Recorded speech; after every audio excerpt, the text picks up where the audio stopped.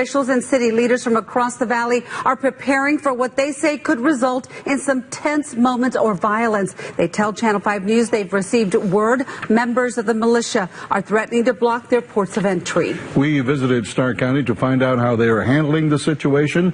Sandra Quintanilla has the story, and she's live in our Hidalgo County newsroom. Sandra. Starr County has 3 international bridges. We're told the people who run them and authorities from Starr County met with Customs and Border Protection officials this morning. Their goal was to discuss the militia's threat to block the ports of entry across the valley and find a plan of action. The Rio Grande City Camargo International Bridge is quiet right now. So are Starr County's other ports of entry located in Roma and Falcon Dam. Community leaders here fear daily operations may be disrupted.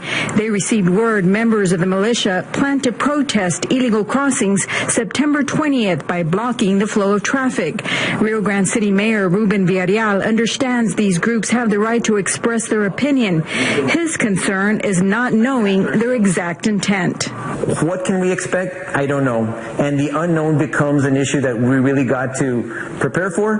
But I am 100% sure that with the National Guard, with DPS, with Border Patrol, and local law enforcement, we'll communicate and we'll handle whatever comes. Because the level of communication that exists doesn't get talked about enough, but it is an extraordinary amount of communication. Mayor Villarreal says he's worried about people's safety. If they're here to block traffic, to be a hindrance between traffic and a port of entry, that causes a problem because it's a safety issue. It's a huge safety issue for them and for the people who are frequenting that facility and those avenues. He also fears a militia protest at all valley ports of entry could significantly impact the local economy. A port of entry is not just a port of entry for people, it's also a port of entry for commerce.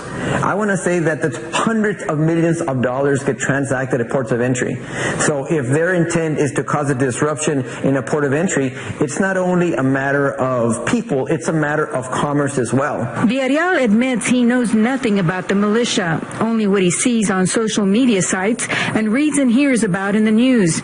He says some members display weapons and come across aggressive and determined for their voice to be heard. That worries him. I know that the state of Texas provides for them to be able to display their firearms, but I'm not going to lie to you, it's going to make us nervous because we're not used to seeing firearms being openly displayed. We're not used to people carrying their sidearms close by. It's something very unfamiliar to us. Villarreal says even though they're not familiar with the militia, they plan to be prepared. We've never dealt with militia here in Starr County. We don't know what their temperament is or their personality, but I can tell you that knowing that they might be here, having the information conveyed to us from Customs and Border Patrol helps us prepare and helps our leadership prepare for whatever may come. At this hour, police are still formulating their plan. Villarreal describes the communication between local law enforcement agencies and other agencies like DPS, the Border Patrol, and the National Guard as exceptional. In fact, all of these agencies have a presence in Starr County.